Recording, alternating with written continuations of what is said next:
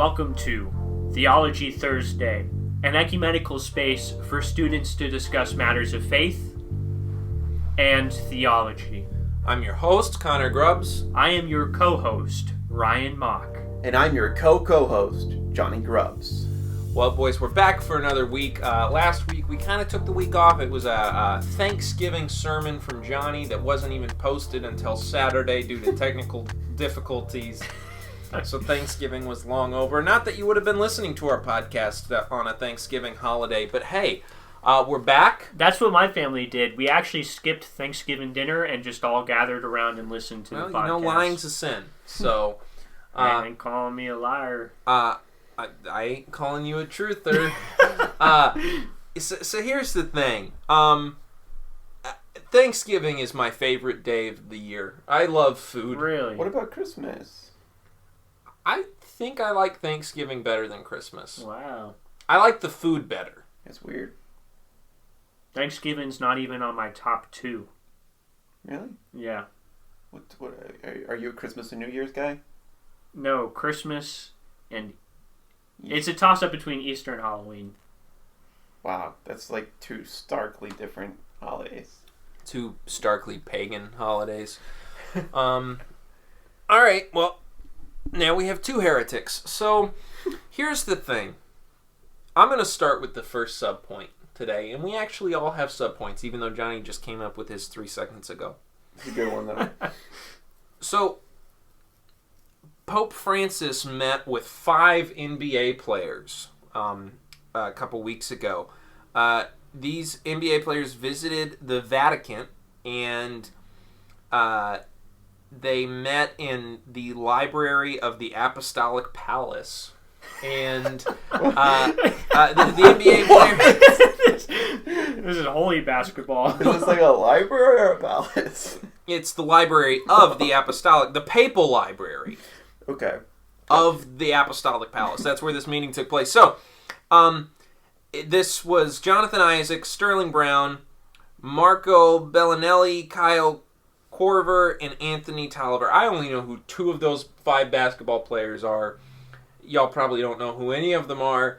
Some of our listeners may know, though. So I wanted to go ahead and list them just in case you were curious. Like, oh, was it Steph? And it wasn't really any, like, star play. I mean, a couple of these are star players, but they're not, playing main positions or anything. So, anyway, these guys all met with the Pope to discuss social injustice and economic injustice as well. So, the greatest crossover event in history, the Pope and NBA stars really, discuss social injustice. Forget Avengers Endgame, forget the Jimmy Timmy Power Hour. Pope and the NBA. I mean, it is powerful, powerful stuff.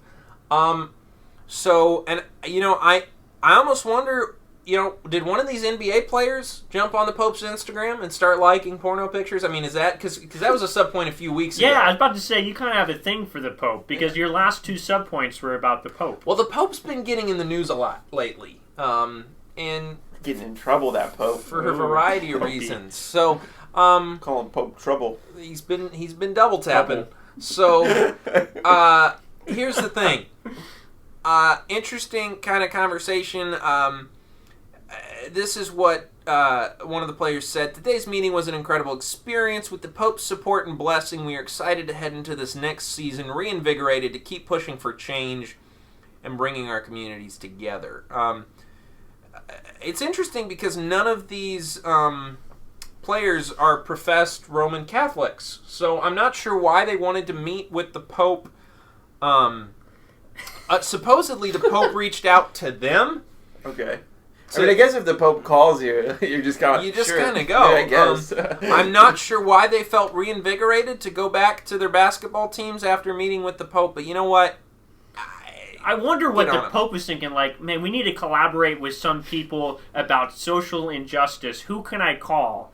Who can I get the top experts on to get over here and let's collaborate? Well, and I think it's because the NBA stars have been so vocal about this over the course of 2020, using their platforms to talk about these things. So that's probably why.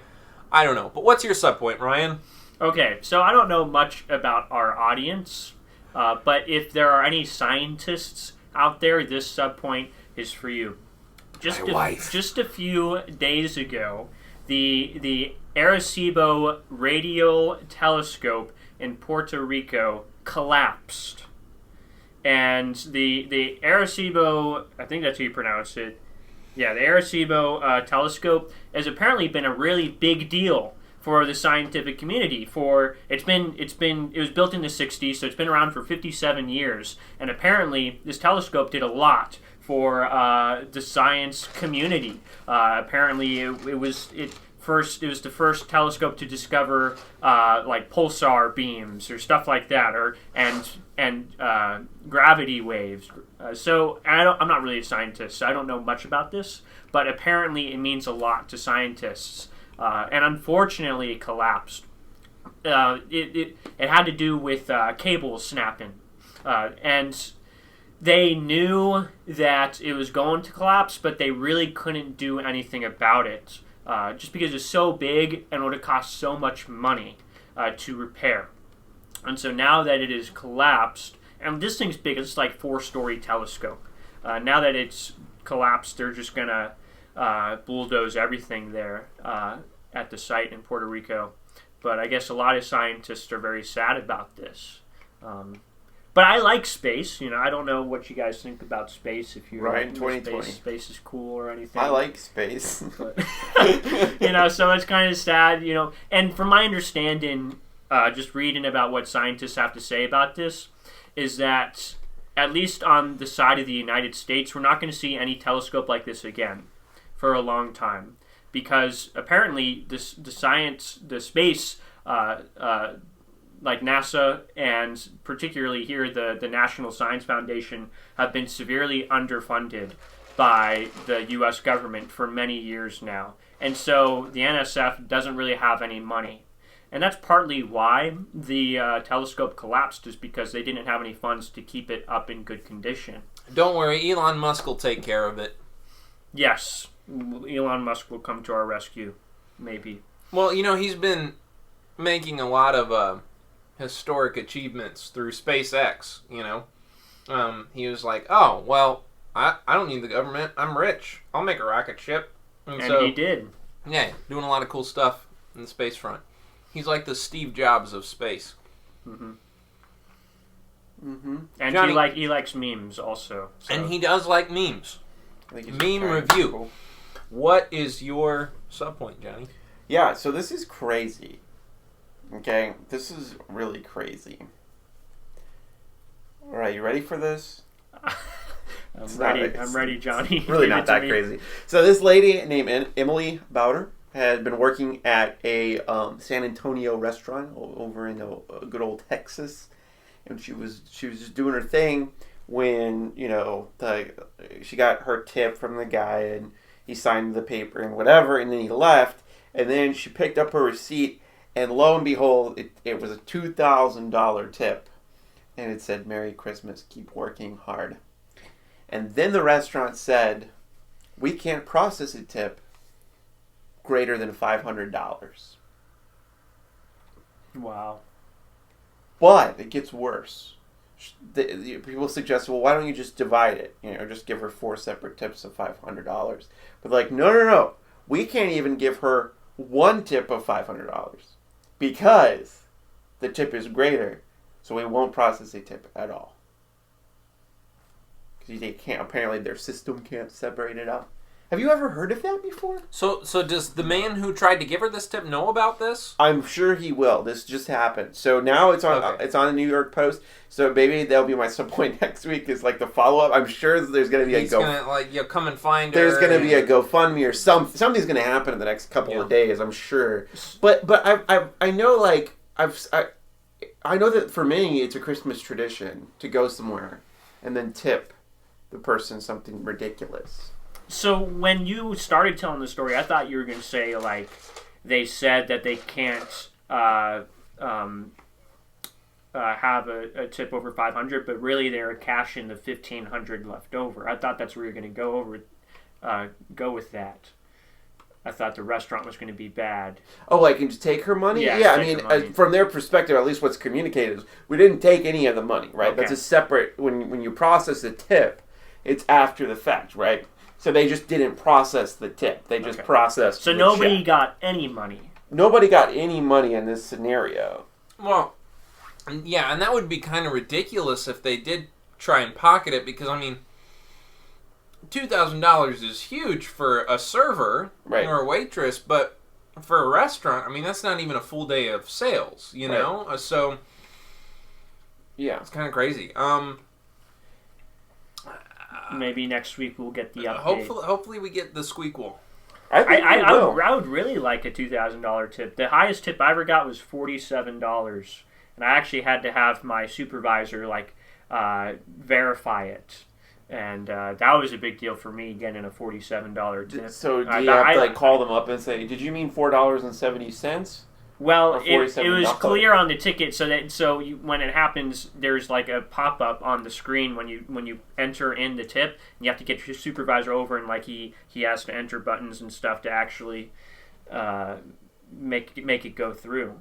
And so I was surprised by that. I guess I don't know what the actual number is, like where you have to start doing it, but it was a $47 tip. And when I got it, it was from a delivery. I deliver pizzas for anybody who doesn't know. I'm doing that tonight, actually. It was a normal day, and it was a normal dude, and it was a normal order. It was like a $30 order. He opens the door. He fills out the ticket. He passes it to me. I say, "Thank you, sir. I really appreciate it." Look at the tip. $47 tips. I do like a double take. I'm like, "Man, thank you. Thank you so much." I peed my pants a little bit. And then I left. And that wasn't even $2,000. Yeah.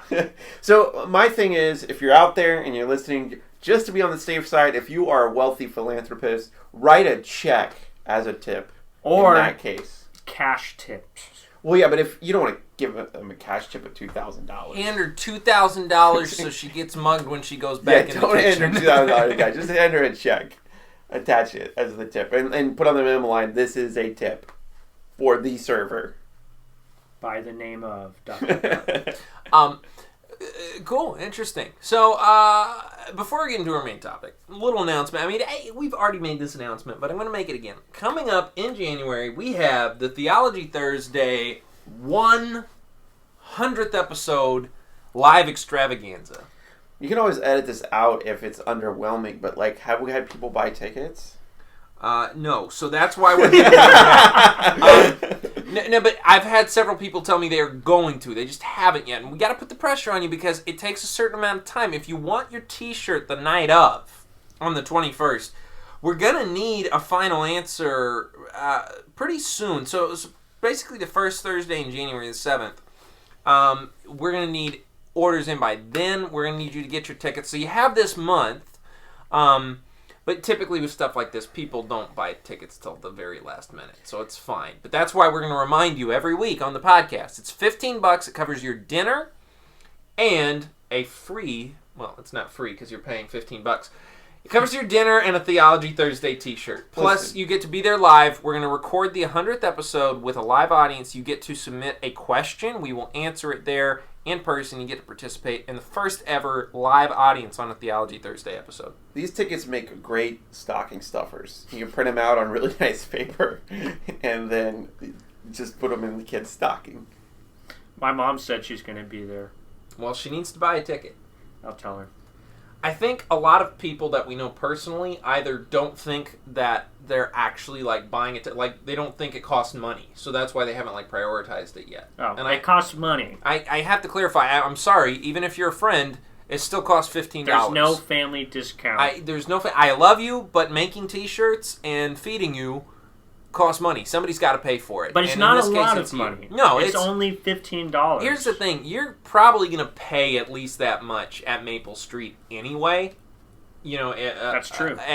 You're getting that and a t-shirt. So instead of just buying a meal, you're getting a dinner and a show and a t-shirt for the price of a meal. And if we become famous one day, you'll have been there at the inaugural. Yeah, if you pay $40, we'll even take a picture with you. I'm just kidding. There's no extra charge for that. So anyway, get your tickets. The link's in the episode description. And time is running out. I actually have another month or so, but still, just buy your tickets. Buy your tickets today. Buy your tickets today. So this question we have a month from. This month we have a question from Michaela, and it's a nice question, and she wants to know what we have to say about the Nephilim. I'm not even sure I'm saying that right. That's how I say the Nephilim. That's what it looks like. That's how it's spelled. I think phonetically that's how you would pronounce it. And she just wanted us to go over them and see what we know, what we have to say about them. So it wasn't a specific question about them. That's just a topic that she wanted us to discuss. So thank you, Michaela. We're going to talk a little bit about that today. Here's the thing. This is a weird topic, widely debated early on in the Bible. Maybe depending on your view, it's not as weird as it initially sounds. My understanding is the Nephilim are rock angel demon monsters.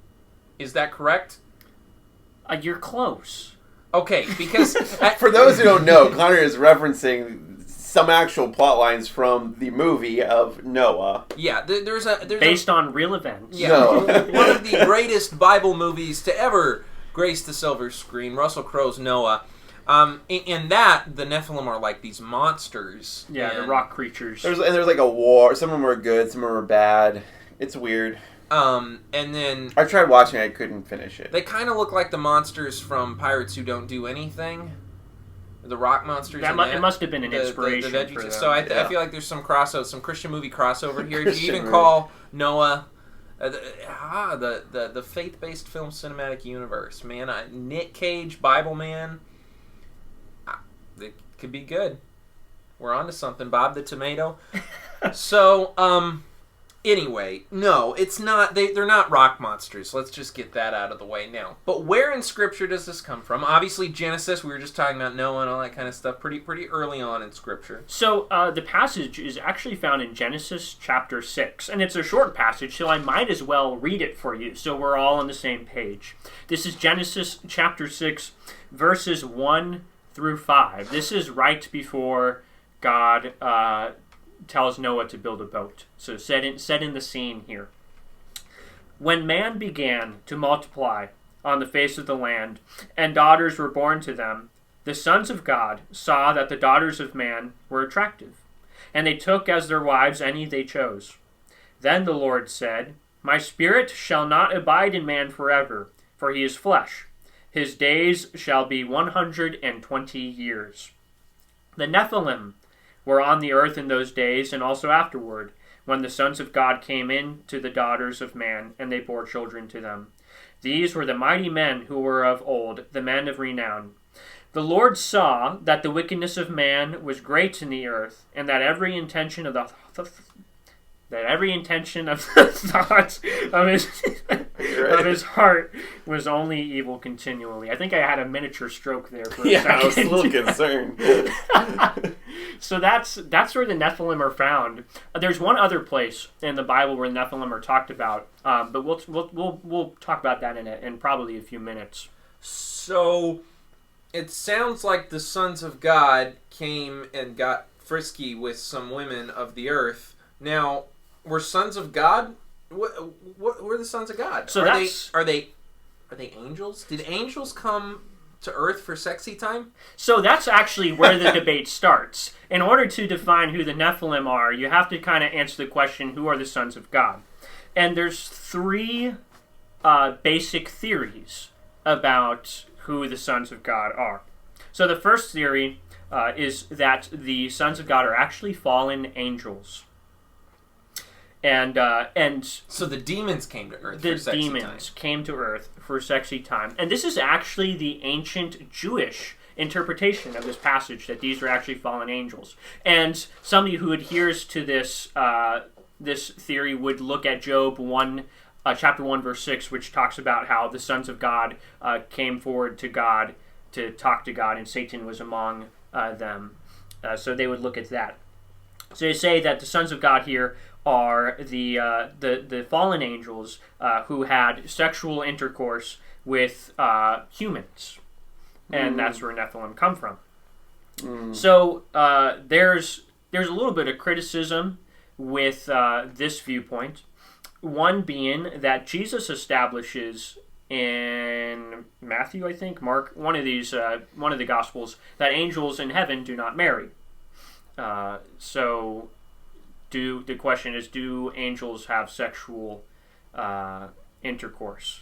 And I guess the idea is no. Now, the criticism doesn't fully play out because Jesus is talking about specifically angels in heaven. So there's debate around that verse. This theory also doesn't explain why the focus here and the judgment here that God is about to proclaim upon the people is on human beings, mortals, instead of angels. We see that in this verse. The judgment that God is about to dispense is focused on humans, not angels. So that's the ancient Jewish interpretation that the sons of God are actually angels. The second theory is that the sons of God are actually evil kings and judges from the line of Lamech. And Lamech was an earlier dude in Genesis who had a bad line of people, of descendants. Some people actually say this line was actually demon-possessed. This is an interpretation proposed by rabbis in the 2nd century. And there are some reasons why they believe in this. They would look at the phrase here that they took as their wives any they chose, meaning that the sons of God really ruled over the land, at least, or ruled over the people, and they were able to take advantage of people in this way that they could pick and choose who they wanted to have sexual intercourse with. So they would look at that phrase and say, hey, that kind of points to this theory. The problem with this theory, though, is, of course, that this suggests that sons of God are anything but godlike. To describe that this evil line of Lamech they are actually described as sons of God, doesn't really seem fitting. The third and final theory of the sons of God is actually the traditional Christian interpretation, and it's that the sons of God are actually humans from the line of Seth. So this is a good line of humans who took for themselves wives from the Canaanites, and that produced a bad line of humans. So those are basically the three major theories about the sons of God, and obviously those theories have implications about the Nephilim. Yeah, and we should have mentioned this earlier, but Nephilim means giants. Well, not really.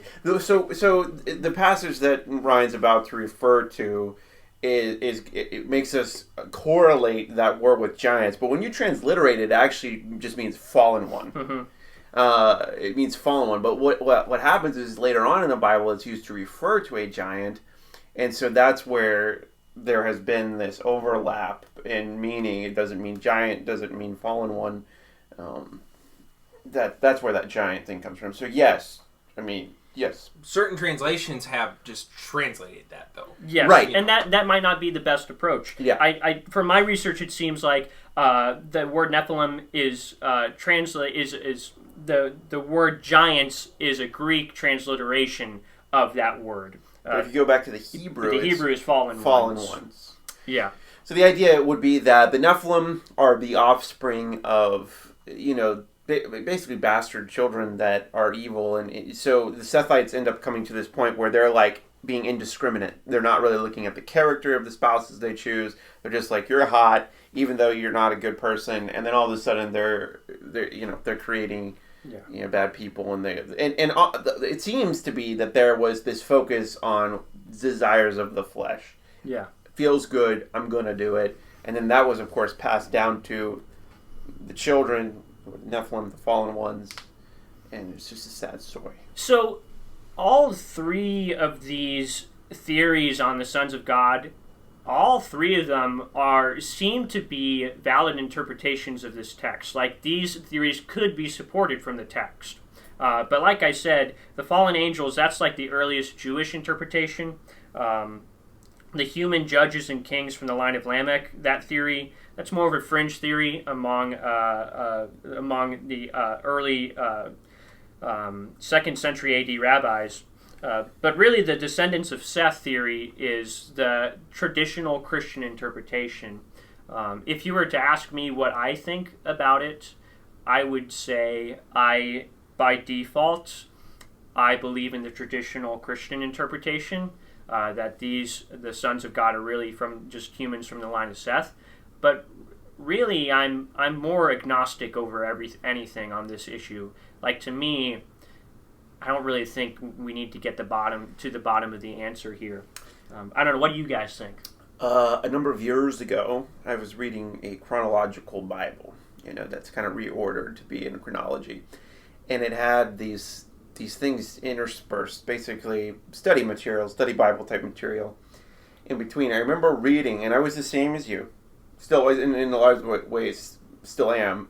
I was reading it, and I was going, this doesn't really matter to the overall narrative of the scripture. Mm-hmm. It's included in the Bible to communicate to us that humans cared more about their own desires and were on a self-destructive spiral.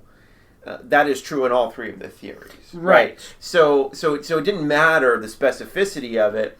So then I read the theories, as you just said, in the study material, and I went, oh, well, it's probably the third one. Only because it makes sense. The others are just a little bit out of left field to me, So it doesn't mean, but we're not given a lot of detail. So I can't definitively say it's number 3, and I'm not going to create like a laundry list of reasons why it absolutely is number 3. I just, if I'm going to have to choose one, I'm just going to choose the one that makes the most earthly sense, And you were spot on about how, like, this passage is included for a reason. Yeah. That it gives a message, and the message I took away from it is that something that God created, which is the command to be fruitful and multiply, was used for bad. Right. In this case, and it led to tragic consequences. So that's the core message of this passage, is that man has now used something that God created for bad. Connor, what's your opinion on this? So I mean, I'm pretty much with Johnny. I mean, that interpretation does make the most sense to me. Like, it seems to all play out, but and it's not a gospel issue. Like, I don't think this is something we should spend hours debating. Like, it's not that important. But I also understand why people get caught up on it. Like, if you're reading through Genesis and you see this part, and you're like, wait, angels, like... It raises an eyebrow. Angels had sex with people and they birthed giants? Like, it's weird, man. I mean, you're like, hold on a second. Here's the thing. Here's where I would encourage you, though, and here's why it doesn't matter. Let's say they did. That doesn't really change the gospel message. And it doesn't even change the message here in the text. Right. Yeah. The message of the text is the same regardless. So, would that be super weird? Yeah. Is that out of the realm of possibility? No. Is that likely what this passage is saying? No. So, I think it's fine to discuss. It's certainly interesting to discuss, and I think it's important to do this digging so you're not just reading it and you're like, oh, some kinky angels and some giant rock monsters, But, again, not, at the end of the day, not the most important issue. So I want to quickly touch on the other passage in Scripture that mentions the Nephilim, and it's actually Numbers chapter 13, verse 13. I don't actually have it in front of me, but but really what the passage is, perhaps you remember this story. The Israelites are outside of the land of Canaan, and they send in spies to scope out the land, and there's 12 spies. And there's 2 spies. And 2 of the spies are Joshua and Caleb. And so they go in and they scout out the land of the Canaanites. And they come back and they give a report about the land, saying how it was the land flowing with milk and honey, and it was great. But there are mighty warriors in the land, and they even use the word Nephilim. what we know from the Genesis chapter 6 passage is definitely that the Nephilim were mighty men who were great. They were great in the sense like they had a lot of might and strength. And so the spies are attributing those characteristics to the people in Canaan Canaan that they are spying out. Now, are these the same people? They could be, I suppose, but we also have to remember that the spies, when they're scouting out the land, they were afraid. And that's the message that they relayed back to the Israelites, that this is scary and that they shouldn't move forward. And so perhaps there's a level of exaggeration among the spies in relaying this report about the Canaanites. Does Johnny, you have any thoughts on that? Like, possibly. Well, yeah. I mean, obviously, it could just be like they were making comparison. Like they're a bunch of they're bad guys. There's bad dudes in there. Like they're scary. Yeah. I think that I do think it's interesting, right? Because I mean, the idea that they were the same people or from the same line, that only works if is that what you say? If they only could be from the same line if the flood wasn't worldwide, right? Right. Yeah. So that's a whole other thing. And that's a whole other can of worms. Whether we believe the flood was worldwide or regional, or really comes down to possibly our whole view on Genesis. Right. Which that could be a whole different episode. Yeah. So yeah, I think that this is where the lines get blurred, right? Because there is indication that they're big, and so they're like, so what is this word Nephilim? Bottom line is Nephilim is a very obscure Hebrew word that is not used enough for us to have a clear understanding of what it means. Yes. And that's okay. Exactly. That's the bottom line that we want to say, is that it's okay that we don't know. Yeah. So I'm going to lose sleep over it. Yeah, actually, I think I lost my salvation. I don't know if I believe the Bible anymore. Wow. Okay, well that escalated to a whole nother level. That was a joke, guys. So here's the thing. Buy tickets to Theology Thursday 100. Today. No, so look, there's a lot of stuff, I believe, like in the Old Testament. I mean, you're talking about, like, I think the earlier chronologically it is in Scripture, the more there are things like this that are kind of vague that, like, we just don't understand. Yeah, and it is okay, I mean, and then there's stuff that's in the New Testament that's a little easier to grasp because it's more recent in history. A key principle that we would give you in understanding Genesis and weirdness is that the Bible was written to its contemporary audience, which was the ancient Near East, which had a totally different understanding of everything. Right. So the ancient Israelites, in reading this, it would have made more sense to them. And we miss out on some of that understanding because we're so removed from them in time.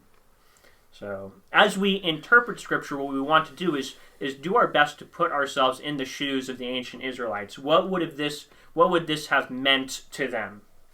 So. Yeah, and then, maybe this will set us up for some future episodes about Genesis, because this is something that I'm particularly passionate about, is trying to stop reading the Bible with Western eyes.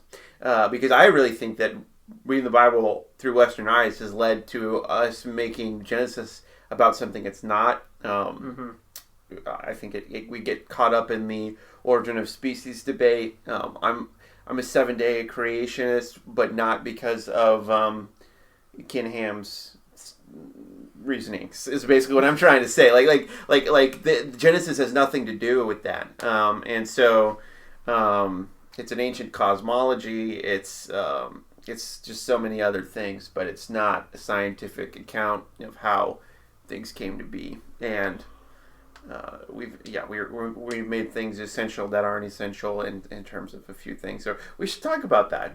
Yeah. But for another episode. Well, thank you so much for joining us as always, and we hope to hear from you next week on Theology Thursday. Yeah.